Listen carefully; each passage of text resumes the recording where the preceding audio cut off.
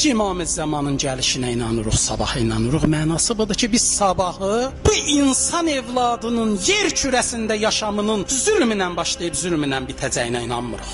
Məzlumun haqqı tapdalanılacağına inanmırıq. Əksinə, insanların xoş gələcəyinə inanırıq. İmam Məhdi gəlişinə inan bizlərə bunu bağışlayıb və biz o həzrəti salamlayırıq. Bizə deyiblər o həzrəti yad ediyoruz. Yad eləməklə siz qurulacaqsınız. İmam-ı Sadiq danışırdı, dedi, hər gün İmam-ı Məhdiyə salam deyir. Bunu nəql edir Ömər ibn Zahir. Ömər ibn Zahir deyir, ağa ki bu sözü dedi, bir nəfər yaxınlaşdı, dedi, ağa, eləyə bilərəm deyim hər gün əssəlam əleyki ya əmirəl-müminin? Ağa dedi, yox, bu sözlə yox.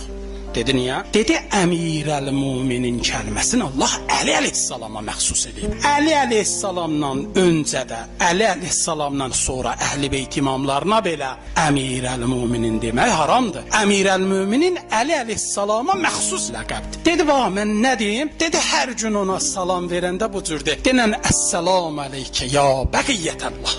Salam olsun sənə, ey Allahın baqi saxladığı, töhvə kimi qoruyub, vədiyə kimi saxladığı. Mən həmişə bu sözü deyəndə bu misalı vırıram. Bəqiyyətullah, yəni bir şeyin baqisi qalanı. Baxın, bütün peyğəmbərlər içindəyəcən dünyaya gəlib, hamısının bir dənə arzusu var idi, bir dənə cəmiyyət yaradalar. O cəmiyyətdə cinayət olmuyor. İnsanlıq, səfa, səmimiyyət, xoş güngüzaran hakim olan. Amma heç bir peyğəmbər o şirin günü görə bilmədi. Hamının ürəyində bu arzu olaraq qaldı. Amma o şirin günün baş verməsin İmam-ı Zamanı Allah saxladı. O da deyir bəqiyyət Allah. Bizə deyiblər o həzrəti yad eləməklə öz-özü quruz, düşüncözü quruz, mənəviyyatınızı quruz.